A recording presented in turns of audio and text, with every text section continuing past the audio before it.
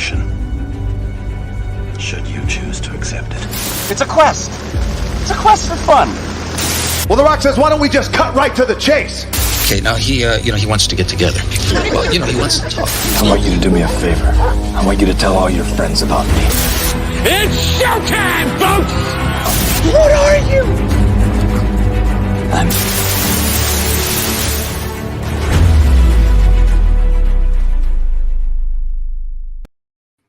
Greetings and salutations. Welcome to a very special edition of And I Quote.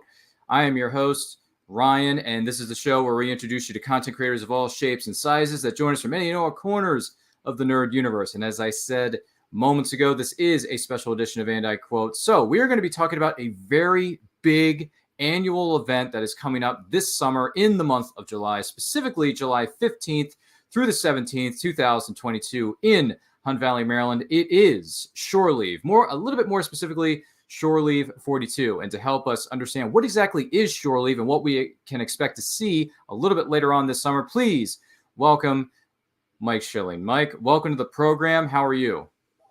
Oh, I'm doing great. Thanks so much for having me on your show. It's a pleasure. Absolutely, absolutely. Thank you so much for being with us. And hey, if this is your first time tuning in to And I Quote, make sure you are liking and sharing this episode with all 200 of your closest friends. They're going to like the way they look after watching this episode. I guarantee it. So to start things off here, Mike, how and when was Shore-Leave founded? Well, I'll do my very best here. Well, first of all, thank you for having me on the show. It's a great pleasure. Let's see here. Well, I can't say that I was there at the very beginning. You would have to talk to one of my colleagues who was there at the very founding of the club. However, I do go back a little ways. In fact, I've been going to Shore-Leave since number 8. So everybody out there, just do the math. Although I think I may be giving away my age here. Let's see here. The Star Trek Association of Towson, as it was known then, was the parent organization. They came along first. A large group of Star Trek enthusiasts, a great many of which were in their high school and their college age at that time when it was founded. Okay, and the club had been getting together for quite some time, and no doubt they noticed that all through the early 70s, starting I think in about 1972, you had the world famous Star Trek conventions that had become such a big thing, especially up in New York City. They were known as the committee cons back in those days. Okay, and it's well known throughout Star Trek fandom history how those conventions started. And they were all tremendously successful. There have been, books written about the subject over the years. And basically, they must have realized at some point saying, hey, why can't we have one of those ourselves? Because all throughout the 70s, up in New York and Philadelphia and DC, they had these huge fan gatherings that had been building up steam over time. So when the summer of 1979 rolled around, they decided to pull their money, and literally something a lot of the younger members don't know is our first Shore-Leave actually wasn't at the Hunt Valley Inn. It was at what was then called Towson State University. It's Towson University now. Okay, and it was on, I believe, the 3rd floor of the University Union Building, which actually that is my alma mater too, as a matter of fact. But that first year, we just had that one little floor there. It wasn't until Shore-Leave 2 where they actually decided to really pull their money, no doubt with a great deal of help from their parents and friends and whoever else would help, managed to rent out the Hunt Valley Inn up in Hunt Valley, Maryland. And it must have stuck because, after that first year there, they said, hey, let's try this again. We didn't go flat broke, right? And so it just grew from there. And for all except 2 years of the 42 years we've been doing live shows, we've been at the exact same hotel ever since then. So basically, I couldn't give you an exact year that the parent club started, but the first Shore-Leave was in the summer of 1979. A very, very different world it was too. But it started out really small, just a one-day show. You showed little tiny film clips, and you had a few memorabilia dealers, and the guests were basically writers who would write for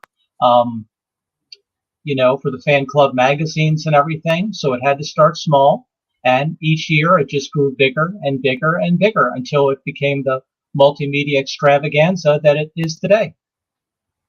That is truly amazing. And what is your title with Shore-Leave? I know that you're a member of the team, but what specifically do you do for the Shore-Leave convention?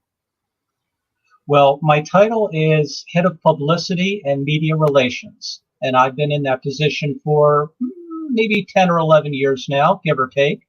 Before that, I was in what was called the video department before then. Years ago, before everybody had all the episodes and movies at their disposal, on the DVDs and on their watches and everything, just simply getting into a room, be able to watch uncut Trek episodes was a really big deal. So back then, we would have like a video track, and I helped to put that together and helped to man it and everything for a number of years. This is when I first joined the Shore-Leave committee at the time. But yes, over the last 10 years or so, I've been in the publicity department. So it's basically my job to let people know that Shore-Leave is coming around the pike and what they should come to expect if they decide to join us. And Shore-Leave is such a huge part of my life over all these years that I think I wouldn't necessarily have to be in the position of media relations as I am, because it's meant so much to me over the years that I gladly tell people about it, even if it wasn't my position to do so. Oh, there you go. Thank you very much for sharing with us, and congratulations on your title and everything that you've done up to this point. Now, when it comes to Shore-Leave, what kind of panels take place at this event? Pretty much name any kind of a subject and the panel is there. Of course, it'll be of a science fiction and fantasy variety, of course.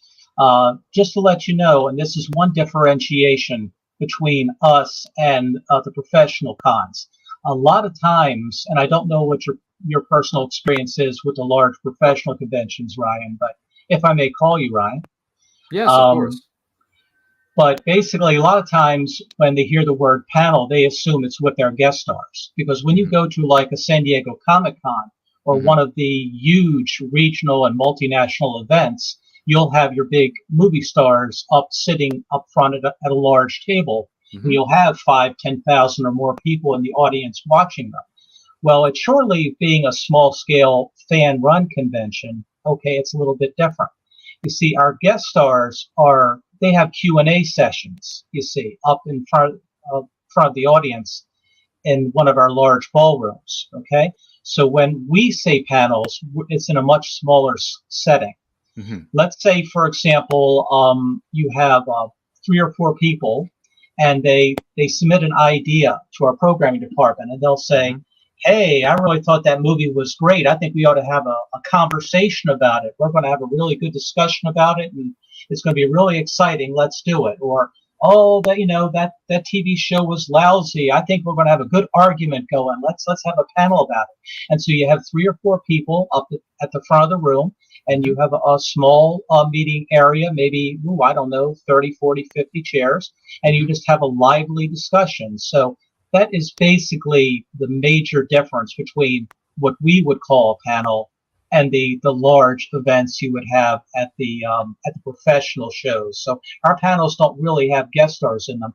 We do have, in many cases, a lot of our professional writers will appear on those and speak on various subjects, but not the guest stars. The actor guests, or as I like to call them, the above the title guests. Okay, they're the ones who actually do the hour-long Q&A sessions up in our big ballrooms. But as far as the subject matter, it can be pretty much anything and anything that you would consider appropriate for a science fiction and fantasy audience. And that's why we don't really call ourselves a Star Trek convention per se, like we used to be when we first started, because there are so many forms of science fiction and fantasy that we'd like to cover. So whatever's popular at the time that people want to talk about, we'll get people together, and that is a large chunk of our programming right there. In fact, the panel discussion is one of my personally one of my favorite things about what Shore-Leave programming has to offer, because even though the internet is a fantastic thing and the various ways people can communicate with each other, especially in the age of COVID, let's face it, there's no real substitute for people, especially fans, just getting together and just bouncing ideas off each other, whether they agree with each other's opinions or not. Because in my experience, having done this all these years, a convention such as Shore-Leave and other such gatherings like that are one of the few places where folks of different opinions can get together, and you don't have to worry about how people are going to react, or the divisiveness that we see in the world today.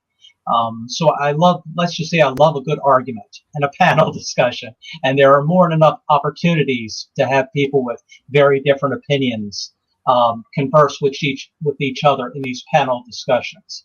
And I'm sure there will be, although the schedule is certainly not ready just yet, there will be ample opportunities for people to voice their opinions come Shore-Leave time. Oh, absolutely, absolutely. Once again, we are talking with Mike Schilling, Publicity and Media Relations Coordinator for Shore-Leave Convention, here on this very special edition of And I Quote. Make sure you're sharing this episode with all 300 of your closest friends, because they're going to like the way they look after watching or listening to this episode. I guarantee it. Now, you mentioned something about the particular kinds of guests. We've heard celebrity guests are going to be there. We've also heard writers. Many, many different kinds of writers are going to be there. Also, I've heard that there are going to be scientists and astronomers, some coming as far away as Alabama or Texas, or even from NASA. That's absolutely right. And this is something that has grown over time, just like Shore-Leave itself has grown. Many, many years ago, 30, 35 years ago, when I was first attending Shore-Leave, you would have a couple of actor guests, and you would have maybe one or two writers, okay? And that would be your entire guest list. But there was a commercial many, many years ago that I oftentimes quote. I say, well, it's, they told two friends, and they told two friends, and so on, and so on, and so on. And so that's how it just grew from there, because the guests that attend, they literally will have such a good time. They'll tell their friends and their colleagues that this was the show to be at. Not only to meet some friends and sell autographs and sign some books, but also to network with their fellow writers, for example. And this is just one of those things when you get a bunch of people together like that, all kinds of amazing creative things can happen. But you're right. I mean, it's also some that in the last 20 years ago, the number of science guests has actually exploded as well. Sometimes I wonder how we fit them all into the hotel, because there are so many writer and science guests on top, and performance artists too. Okay, and by the way, they're all featured on the official website. If anybody wants to look over it piece by piece, it's all there. I don't know if we have time to go through the entire list today, although I'm pretty sure you probably want me to go through the actor guests very briefly. But yes, there is quite a wide variety. What I always like to tell people, one of the joys of Shore-Leave is, and I know this is an old hackneyed expression, Ryan, but I like to say that we have the best of both worlds. And I know I'm not the first one to say it, and I'm not the last, okay? But basically, I like to tell folks that Shore-Leave has a little something for everybody. I mean, if you like autographs, if you want to meet guest stars, if you want to get their autographs, you want to have your picture taken with them, we can take care of that. If your interests are more literary and you want to pick up some more books, if you want to meet some of the authors that you've been reading down through the years, either in the Star Trek universe or the Star Wars universe, or any other form of science fiction or fantasy universe, you can cover that too. You can literally spend your entire weekend just doing that. If your interests are more in the science fact part of things, we've got the science guests, as you mentioned a few moments ago. You can literally spend a good part of the weekend just watching presentations about the latest in scientific discoveries. You can do that too. There are those who like gaming. Who doesn't these days, right?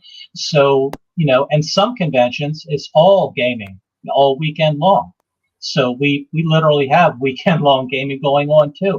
So, and there's the panels, of course, I've already mentioned. So pretty much anybody can find something that they're going to like at a convention such as ours. You may find yourself literally wishing there were 3 or 4 of you at the same time. Well, I can't argue with that, because there's so many great panels talking about so many different topics, as we brought up just a few moments ago here. Yeah, absolutely. Is there a specific target demographic that Shore-Leave is being aimed at, or is it for all ages, or is there a specific gap that you're trying to hit? What is the target demographic for Shore-Leave, if any? Well, to be really honest, Ryan, we don't have one, or at least none that I've ever been told about. We basically want everybody to feel welcome, Ryan. Basically that's the idea right there. I mean, and all these years I've been going to Shore-Leave, and it's a real long story, and I can't go into it too much, but basically over the years I have seen, little tiny ones that were there when I was first starting to go 30, 35 years ago, coming to this show. They're grown up now. They're bringing their own kids to the convention. It's really a wonderful thing. We have guests coming from little babies in strollers to middle-aged people who are bringing young kids with them to senior citizens and everything in between. And that's a pretty joyful thing. And it goes back to what I said before. It's a matter that we have a little something for everybody's interests and tastes, and the fact that, you see, Shore-Leave and fan-run conventions such as ours, they're not just gatherings to grab autographs, although that certainly is a part of it, and you can certainly enjoy yourself doing that.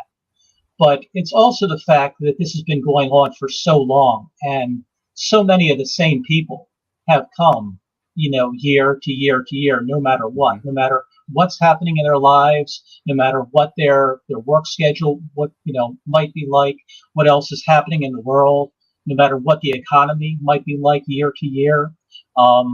I've seen this from experience, Ryan.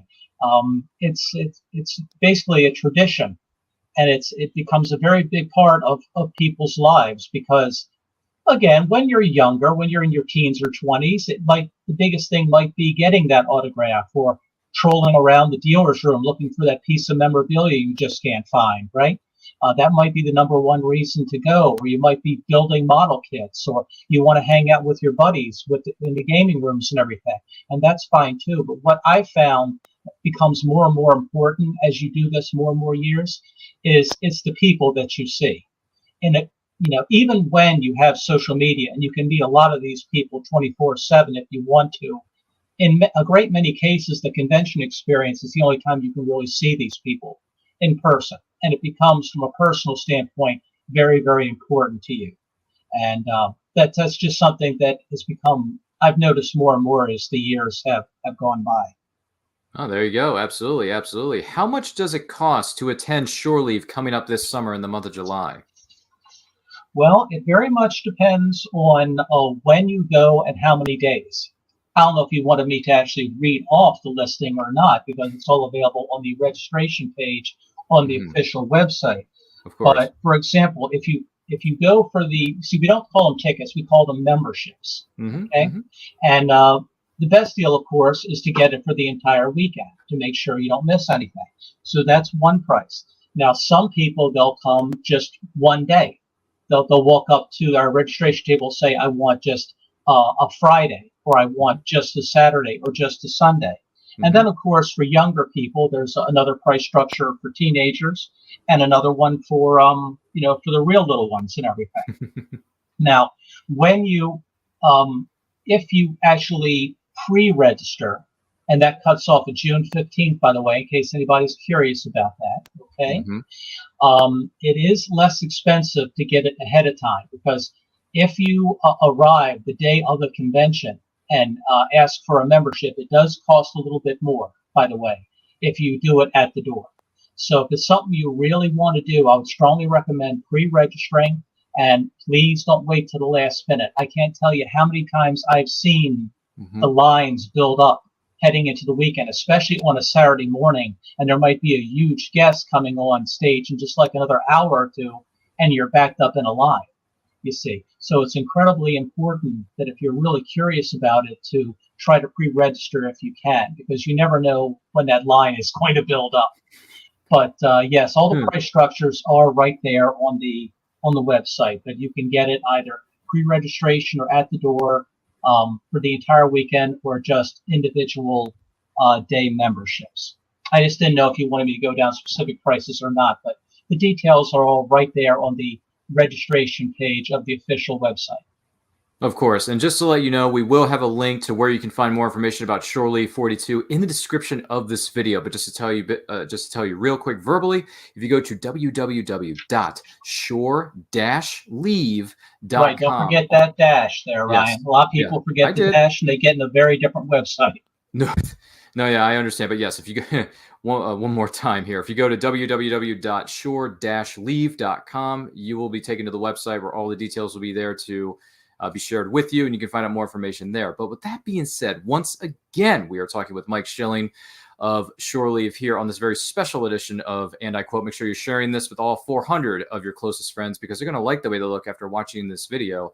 I guarantee it. Now, what are some of the qualifications if someone wants to have a table or a booth at a future event, at a future Shore-Leave?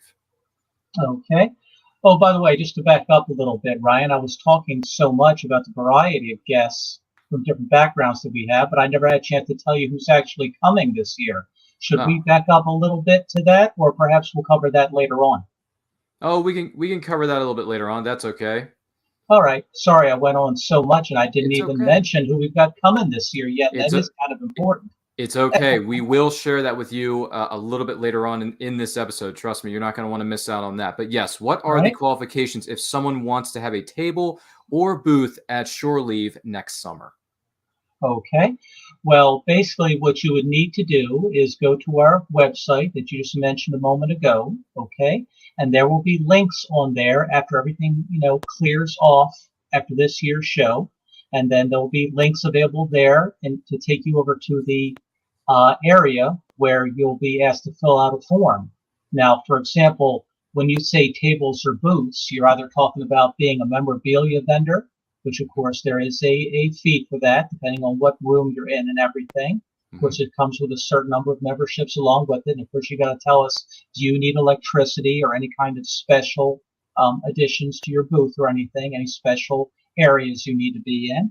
But besides memorabilia dealers and, just simply purchasing those as long as they're available, there are those that have what are called fan tables. Fan tables historically are in the lower level of the hotel, basically wherever we can find room. And sometimes it is hard to find room because as crowded as we can get. But basically, those are primarily fan organizations. For example, Starfleet, for example, or our friends at other conventions in the area, like our friends at Farpoint, for example, which is another fan-run convention that takes place in the winter, usually in the middle of February.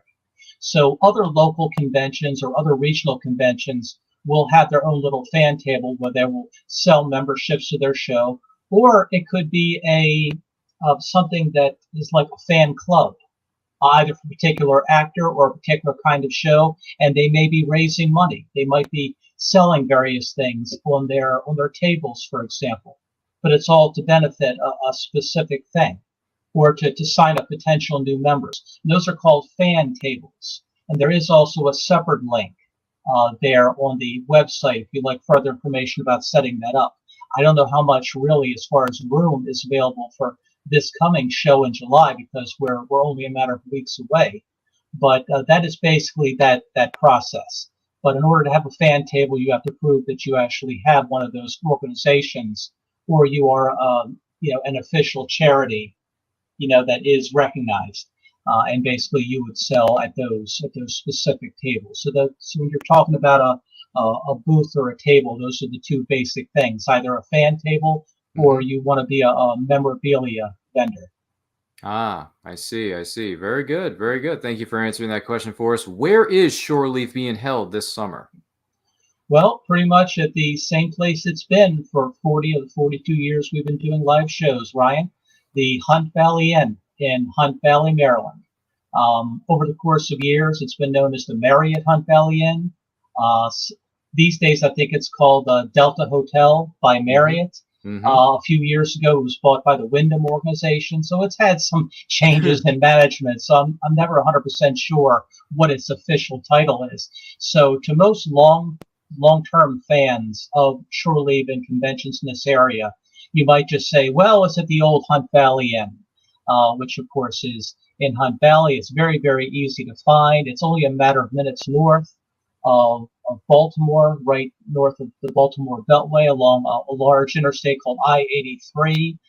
Literally, the hotel is a matter of, it's literally like a matter of a few hundred yards off of a major interstate. It's almost impossible to miss, basically. So it is very easy to find, folks. For any of you out there who are curious about coming to Shore-Leave, do not be concerned about being able to find the convention hotel, because it's literally on a main drag right off a major highway. And all the directions, of course, and directions to other nearby hotels are all right there on the website as well. Very good to know. Very good to know. Yes, when you come off I-83 off Schwann Road, as soon as you get off, turn right. It's only 100 or so yards off the exit there. I've driven there many, many times over the years. And it's an older hotel. It's an old brick structure. I don't know exactly when it opened, but it does kind of give itself away. It kind of stands out from the other kind of buildings in the area.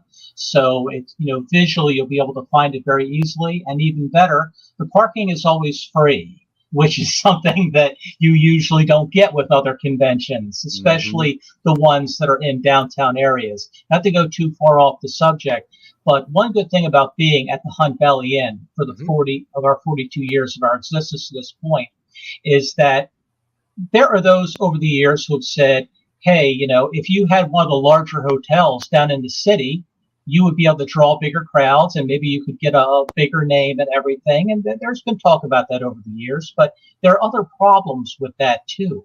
Okay. You have to deal with the traffic. You have to deal with the paying for the parking. You have to be concerned about crime and things like that.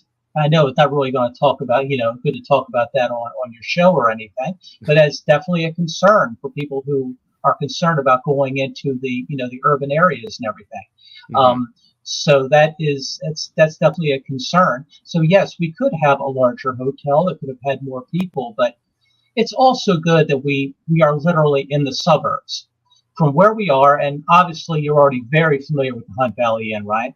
So you know that from where we are situated, let's say, and this is a very rare thing, when you actually have a few minutes to spare to do some sightseeing. I've never actually known many people to have a chance to do that because there's so much going on during the convention, but you literally could hop on 83, go all the way down to the city and be in the Inner Harbor in less than a half an hour. Or if you would prefer to be out in the open and, actually have, a little bit more open space, you can go in the opposite direction and be in Pennsylvania in another 10, 15 minutes. So there you go. So you're literally, again, a situation of best of both worlds. You're close enough to the city, but yet you are not in it. And so you still have open space. So if here you are in this modern hotel, that's all spread out and very, very comfortable and very, very homey, and yet it's not surrounded on all sides by the city. So that is also a good thing in my opinion. So, and when you do this convention for a large number of years, as we have, the convention hotel sort of becomes a second home to you. It's just something that you're used to, and people are very, very comfortable being there. They come to expect the hotel, the convention being at that particular hotel all these years. So, in fact, the only conventions I know of where we weren't there was the first one, where I mentioned before, and it was actually my first one. It was Shore-Leave 8 was my first convention. This was back in 1986. Okay. My first one. Now that was one year we were down in the city. I couldn't really say the specific reason why that happened, but we were down in the city that particular year. It was at a hotel called the Omni. Now it doesn't exist anymore, but that was the hotel we were at that year. But every other Shore-Leave besides those two have been at the Hunt Valley Inn, and that's part of the tradition of going there. And most local conventions also, not always, but a great many of them are there as well. So as you're well aware, that becomes like a second home for a lot of us. I couldn't agree more. As I've attended it the last number of years, it's been a lot of fun to get together with friends, meet the dealers, meet the vendors, meet some of the celebrity guests that have been there over the years as well. And that kind of leads into our next thing here with this venue, this particular venue that's going to be held at this summer for Shore-Leave 42, July 15th through the 17th in Hunt Valley, Maryland. This will be the first in-person Shore-Leave that this family has had in 3 years, correct? That's right. That's why as soon as word came down, I wish I could give you the exact date, but I think it was last fall when the Shore-Leave Committee got together and said, we are going to try to go live again. Okay? And you practically almost could hear my voice scream in joy at the time, because although I was certainly very understanding of the decision to go all virtual the last 2 years, there was no arguing why it had to be that way. It was pretty obvious, but it still doesn't mean that it didn't hurt. Because like I said before, even though the internet is a wonderful thing and this technology to be able to virtually walk through the hotel, the Hunt Valley Inn and everything using the system that we use, it is a wonderful thing. And I'm suitably amazed by the technology, but it's not the same as actually seeing your convention family. And even though it's only been 3 years, it seems like 30 to me. And I happen to know a lot of people, and I know I'm probably waxing a little too rhapsodic here, but I happen to know a lot of people, they feel exactly the same way. And so many have said, I can't wait to see everybody. I can't wait to see everybody. They say it over and over again. So it's terribly exciting when we decided to go for it. So we say this is Shore-Leave 42, but actually then you could say this is version 3. We tried to do it 2 years ago and we went all virtual. We tried to do it again the next year, and for a while we really thought we could, but then here came all of the various variants and everything. So we had to put the kibosh on that too. So 2 years in a row, we were an all virtual convention. The first year, it was just sort of like a dry run, because the first virtual convention, for any of you out there who may have been on it at the time, it was a fairly novel idea at the time, back in 2020. People were just figuring out how to do it. So we only had like a few events each day. It was very, very thin programming-wise. Now, last year, it was much, much bigger. And I have to give all the credit in the world to our tech department and the folks who managed to pull that together. I wish I could speak to how that works, but obviously I do not have the knowledge as to how they did it, but they did a magnificent job. They managed to do just about anything that we do at Shore-Leave in regular years in an internet setting. And it was a pretty amazing thing. But having said all that, it's not the same as an actual live event. So yes, very long story short, I think I made my point that when the decision was made to go live once again, there was a great sigh of relief out of a great many people, including myself, to be able to see our friends again. So that makes this upcoming show even more exciting. So it's hardly an original term, but I'd like to say this might be one of the biggest, fandom get-togethers in a long, long time, because this has been a long time coming. Absolutely, absolutely. Once again, we are here with this very special edition of And I Quote. I'm your host, Ryan. We are joined by Mike Schilling, the Publicity Media Relations Coordinator of Shore-Leave. It is going down on July 15th through the 17th. Now, you mentioned something a bit earlier, and I want to bring this up here and now. You talked about there's a lot of plans this summer. We're coming back in person for the first time in a while. It's exciting. I'm excited. You're excited. We're all excited. And we mentioned something about, well, what are and this leads into my next question. What is the plan for Shore-Leave this summer? Who's going to be there? What's the deal? Well, we have that information for you right here on our screen right now. There you go. You're looking at the flyer. This is the flyer that can be found on the website that gives you an idea of just who is going to be specifically at Shore-Leave 42 this summer. So would you like to go over some of these names that we see before us here, and about who's going to be there and what kind of things are going to take place at Shore-Leave 42? Absolutely, Ryan. I'll try not to use up too much time here, because sometimes I can just go on and on about it. But anyway, just to very briefly go over the like I like to call the above the title guests that you see there that tends to draw the public's attention right there. Starting at the upper left, notice Superman himself, Mr. Brandon Routh, is joining us this year. Mainly, of course, known for his role in Superman Returns, other shows such as Arrow and Legends of Tomorrow. Okay. Then you go to the right, Miss Amy Garcia, who was actually one of the guests who agreed to join us last year, if you recall, at the virtual Shore-Leave last year, and was tremendously popular. The audience just adored her, mainly known for her roles in Lucifer and Dexter and Rush Hour. Another one of the actors who was with us virtually last year, Mr. Adam Baldwin, okay, from such shows as Firefly and Chuck and The Last Ship. And even though it's not listed there, I always think of him as Animal Mother in Stanley Kubrick's Full Metal Jacket. Remember that one? I know of the film, but unfortunately, I have not watched it yet. Okay, well, you definitely should. I know it's not exactly science fiction-y, but I always like to add that to his resume right there. But a very varied actor, a wonderful character actor, and he was again tremendously popular last year when he was able to join us virtually at last year's virtual Shore-Leave. Now, a guest that just recently joined us, because regrettably a few of our guests that we had advertised over the last few years, just on a slight tangent, we tried our very best, and again, all the credit in the world to our guest relations department, okay? Because a lot of these guests that you see right in front of you right now were people who agreed to be with us back in 2020. Mm-hmm. And every year the convention was moved to something virtual. We would say, oh, we're going to try it again next year. Will you join us? And we tried so hard to have as many of them roll over to this year's show. Now, naturally, not all of them could join us. They would be double booked or they would have another commitment at the same time.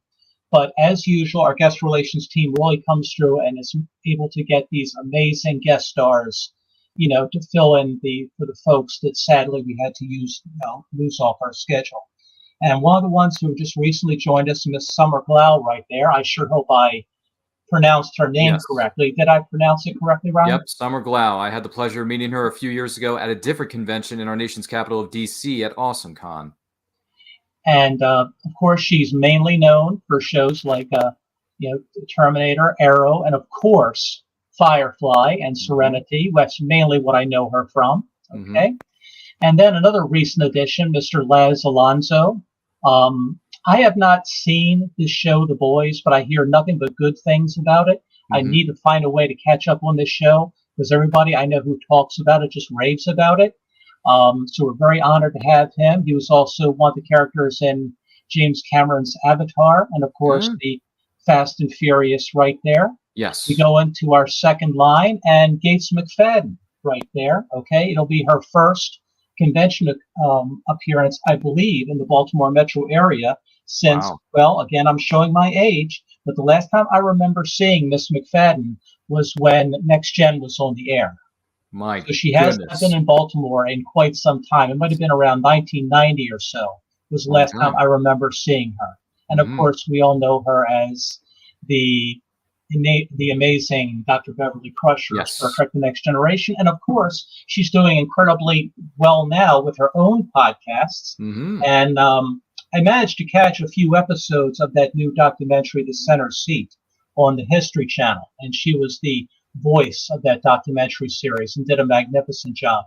So all of us original generation and next gen aged fans are thrilled to have Miss McFadden back. Now, one thing it doesn't say right there on the one you have there is I think she's only able to join us Saturday and Sunday this year. So, and it does say that for Miss Glau as well. So everybody should check the schedule. If they're only able to come into town certain points of the weekend, please be aware of when your guest star of choice will be available that weekend before you come on down. And then next to her, we have Jesse Usher, also from The Boys. He played the son of the Will Smith character in Independence Day Resurgence, his son Dylan, for those of you who saw that movie, and the series Level Up. Okay, he's another recent addition. To his right, one Mr. Robert Duncan McNeil. Sorry we couldn't fit his entire name in that little block right there. Of course, everybody knows him as Tom Paris from Star Trek Voyager. And the timing is really neat with that because I hear they're almost finished a major documentary about the production of Star Trek Voyager. I think it's the same people who did that DS9 documentary What We Left Behind. Did you see that documentary, Ryan? Unfortunately, no, I've not. I'll be honest. I'm behind the eight ball on a lot of different things, including Star Trek series, because I just became a Trekkie during the lockdown that we were in the last couple of years. Oh, you got some catching up to do, Ryan. I believe, yeah. I've seen the Star Trek movies. I've seen a smidget of certain episodes of certain series here and there because I know they re-air them a lot on television, but I'm behind. But I look forward to exploring more of the Star Trek universe as my novice Star Trek fandom continues. Well, believe me, pretty much anybody at a convention like ours is going to be only too happy to talk to you about it, because there are few things in this world that Trek fans, love to do more than is to talk about the object of their affection. Trust me. So you'll have no trouble meeting a whole bunch of new friends there to talk about this, to give you their opinion of, oh, you've got to see this, you've got to see this. No, you need to see this instead. So you're going to be pulled in probably 20 different directions, but you'll certainly be given a lot of ideas. Trust me. But Robert Duncan McNeil, a very important character in Star Trek Voyager, and like so many of the cast members, became quite an excellent director in his own right. Like his castmate Roxanne Dawson did, I believe, became a very, very good director as well after that series was over. So we're very, very happy to have him. There should be a lot of interest in Voyager because after 20-some years, there's sort of been a resurgence in interest in Voyager, and like I said, they're working on that documentary. In fact, it's almost finished. So there's probably going to be a lot of buzz and a lot of talk about Voyager come Shore-Leave time. And then we have the ubiquitous, the amazing, the one-of-a-kind Miss Barbara Luna. I remember seeing Barbara Luna at a Shore-Leave maybe 10, 15 years ago. And from everything I've been told, she has lost none of her compassion, her energy, her love for the fans. Of course, I'm pretty sure, Ryan, that you know her from the original Star Trek episode, Mirror, Mirror. Remember Kirk's woman in that episode? So that's how she became to be known to Star Trek fans. She also was in the second season of the Buck Rogers series, the one with Gil Gerard and Aaron Gray. Oh, yeah. I'm a bit she was in the second season of that show, okay? And as you can see, by it says Zorro 1958, she's had a very long and very varied Hollywood career. So name somebody in Hollywood, she has probably worked with them. It's a lot of history. She's an amazing person, and she's one of those original generation members of the fan community that basically, despite her advancing years, she has all the energy and all the sense of fun about her of someone 1/3 her age. She's just absolutely amazing, and we are just absolutely thrilled that, especially with COVID still going around out there, that she has agreed to stick with us again, come with us again this year. So I'm sure she's going to be an absolute hoot. And then we have another Shore-Leave favorite. He's been visiting us for at least a couple different times now, but he's such a popular guy that we keep asking him back, and he's only too happy to say yes. Mr. Eddie McClintock, mainly known for his role in Warehouse 13 and other series such as Supergirl and Agent of S.H.I.E.L.D. Again, one of those character actors that's tremendously popular with the fans that we love to ask back. And that is just the actor guest stars. And if you scroll down a little bit, and I realize there isn't time to go through every single name, but that will give you some idea. That is a mixture. Basically, it's done in alphabetical order. No one any more important than any other. You are looking at a list of our our writer guests, our science guests. Yes. And mixed in there are what you call performance artists. There are occasionally people who perform during Shore-Leave. Like, have you ever heard of a term called filk singers? Yes. Okay. We usually have a filk concert on Fridays. Okay. And they perform usually on Fridays, usually as part of an official concert, and sometimes they'll do what's called a chaos filk, where basically it gets to be late at night and they get together with their guitars and their instruments and they just start jamming, basically. That's just one of those old fandom traditions that goes back until at least the 70s, maybe back farther than that. You have groups like the Chromatics in there, groups like the Boogie Nights, How do I describe the Boogie Nights? There, people try to imagine Weird Al Yankovic. Okay, only it's a group. Only their shows, their songs are strictly in the science fiction and fantasy vein. Okay, and they've been Shore-Leave favorites for, well, basically since as long as I've been going, to be perfectly honest. So to give you some idea, that is a good cross section you're seeing right in front of you of, just some of the non-actor guest stars that are going to be there as well. So I think, like, it's pretty much what I said before. People have quite a variety of things to choose from. It's whatever your interest is, so we try to have something, a little something for everybody right there, for everybody's taste, as you can see right there.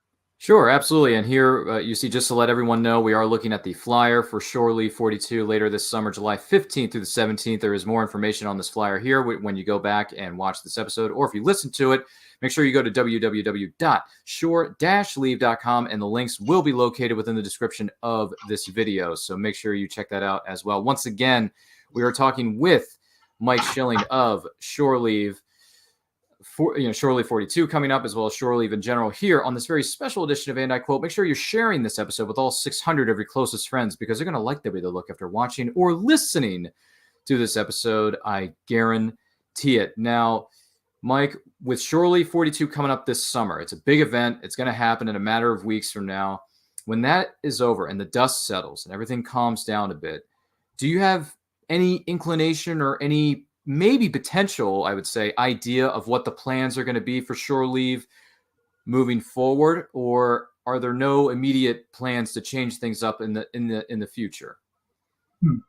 Well, perhaps it might be best to ask my convention chair such a question, because they would have a lot more authority over such things than I would. But the flip answer would be to survive, basically, and to keep this thing going. Like Spock would say from years ago, to live long and prosper. What I always like to marvel at is so many conventions, both fan-run and professional conventions, including ones with huge names behind them and tremendous amount of backing. They've come and gone over the years. Okay, huge, popular conventions, older than we are now, as a matter of fact. But somehow Shore-Leave not only survives, but continues to thrive. So there must be something about what we do. Not that I want to take too much credit for any one thing, and I'm not saying that our brother and sister conventions, different parts of the country, don't put their heart and souls into it too. But there must be something about what Shore-Leave has to offer in its great variety of programming for such a small gathering of people, that just causes people to want to keep it going year to year. Shore-Leave has always tried to go with the times and to change based on what fandom expects. I think I may have touched on this briefly earlier in our talk today, but 30, 40 years ago, you would be able to just have a couple of Star Trek guest stars and maybe run a couple of classic episodes and the old-fashioned blooper reel, right? And you would fill up an entire ballroom with that. But as the years wore on, people expected more and more, basically. More and more shows became more and more popular, you see? And that made us sort of change our way of thinking. That's why we don't really call ourselves a Star Trek convention anymore. Oh, yes, in our heart of hearts, we'll always be a Trek con, because let's face it, they're the ones who laid the track down for the rest of us to follow, okay? But if you had gone to Shore-Leave, say, in the 90s, Ryan, you would have seen a lot of guests from shows like Babylon 5 or X-Files or Buffy the Vampire Slayer.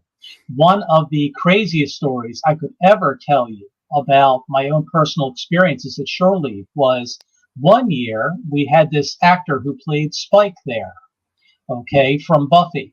And the response was so strong that I told myself, well, now I know what it must have felt like to have Elvis and the Beatles around you, because that's how crazy people got, So not that we ever forgot, where we came from or anything, but we've always tried to go with what's what's hot and what's popular at the time.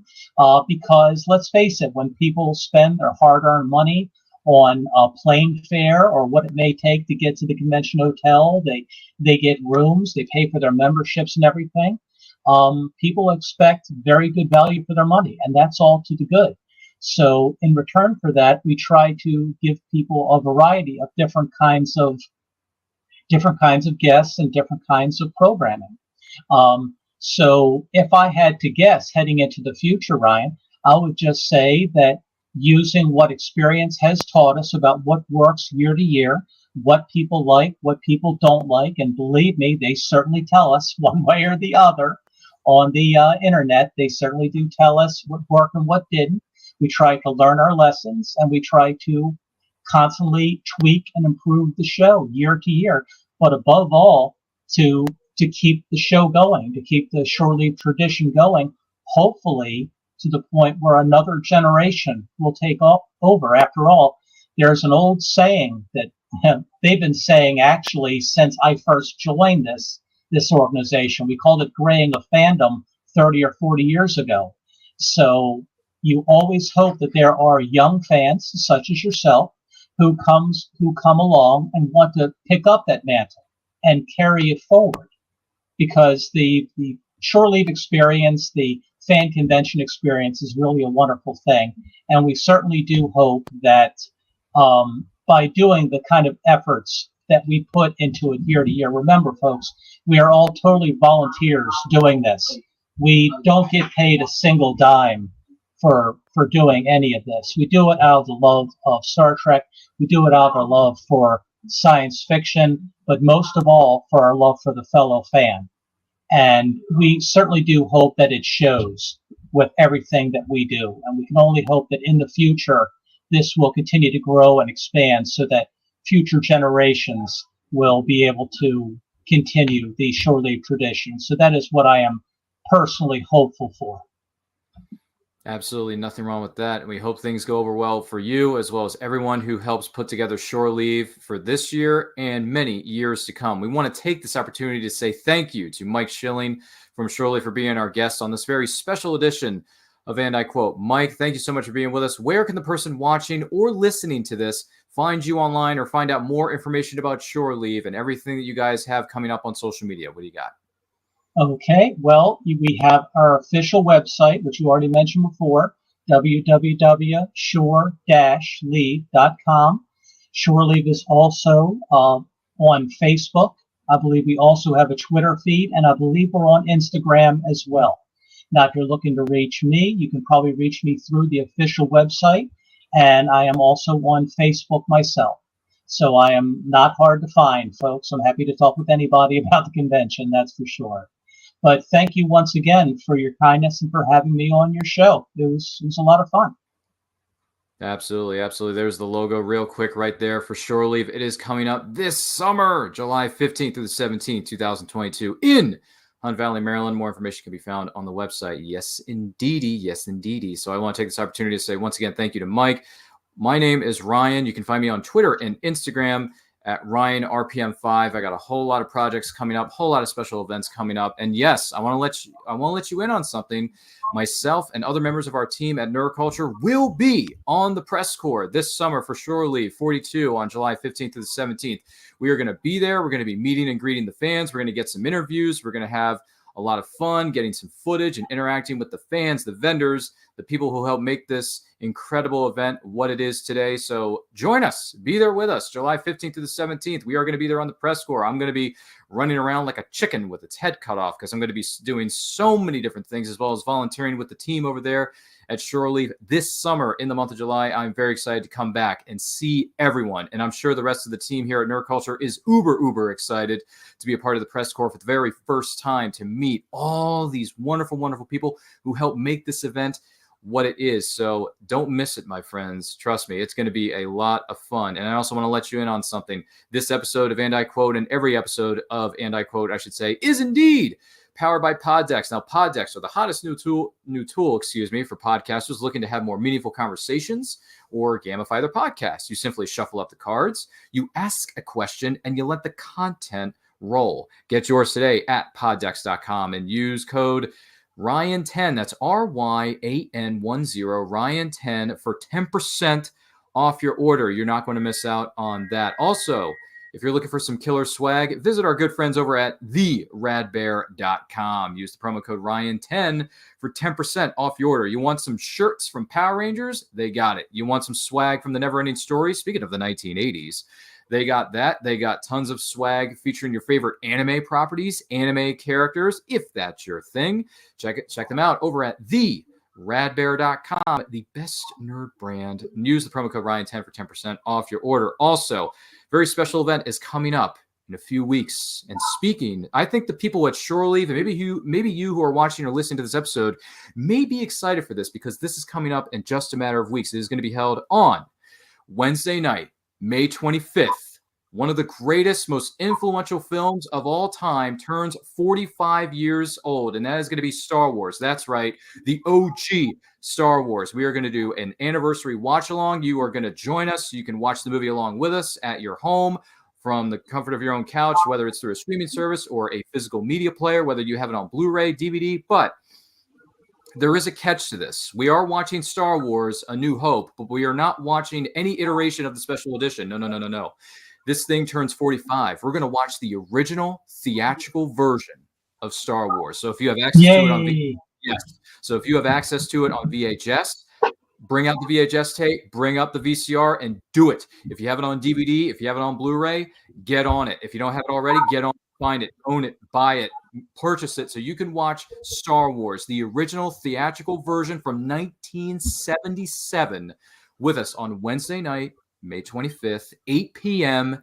Eastern Standard Time, right here on Facebook, YouTube, as well as our other social media channels, simply at It's Nerd Culture. So make sure you like, comment, share, subscribe, do all that stuff, because you are not going to want to miss out on Shore-Leave, July 15th to the 17th, 2022, and you're most certainly not going to want to miss out on the 45th anniversary celebration watch-along of the original Star Wars of 1977. It turns 45 years old this year. That is amazing. That is a great accomplishment. Congratulations to the cast and crew, which I'm sure we will talk more about that in the coming weeks. So, once again, on behalf of Mike Schilling, on behalf of Ryan, myself, thank you so much for joining us, whether you're listening to this, whether you are watching it.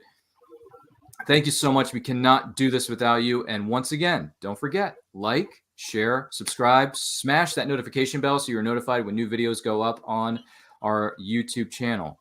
So in the meantime, stay strong, stay healthy, stay safe, and life is better when reading. Take a look. Famous Faces and Funnies in Melbourne, Florida is leading the way in pop culture fun. From comic books and graphic novels to Funko Pops and collector's items, Famous Faces and Funnies has it all. Rick Shea and the professional team at Famous Faces and Funnies are friendly and knowledgeable. Whether you're looking for toys, props, collector treasures, or a new comic book, Famous Faces and Funnies is your one-stop shop. To find Famous Faces and Funnies on Facebook and Twitter, just type at FFF Comics. Join author Gary Zeiger for an animatic short film based on his breakaway Stingray novel series. Watch this animatic short based on the novel Stingray, You Can't Hide Forever at stingrayseries.com. In Stingray, You Can't Hide Forever, Captain Epsilon is putting the band back together to rescue his protege's little sister from the evil conglomerate, while keeping his state-of-the-art warship Stingray out of their hands. Watch as the adventure unfolds in the groundbreaking animatic short at stingrayseries.com.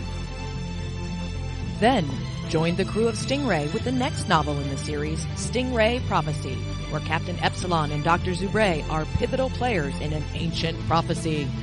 Can they reunite the people of two worlds before they destroy each other?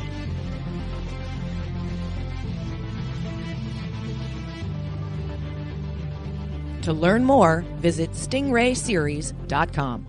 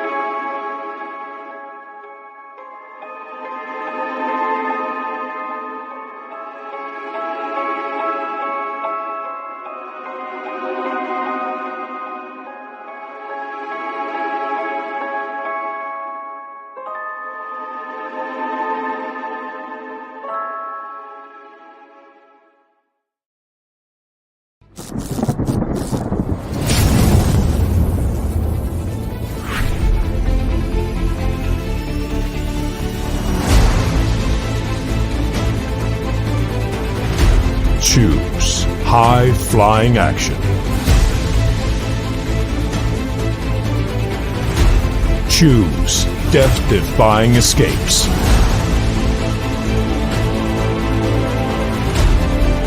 Choose spine-tingling thrills. Choose nail-biting intrigue.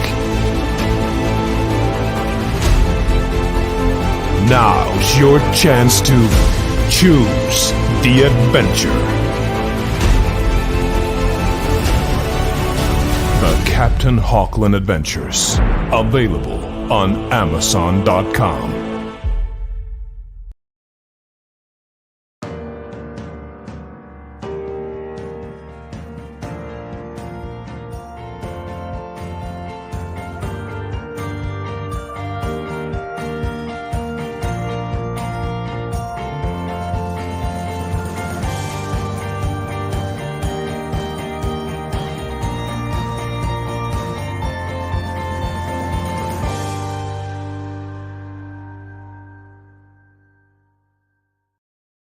Author Cindy Kep is writing on the edge.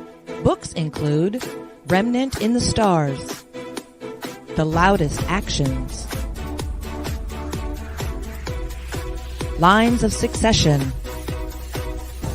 Mindstorm,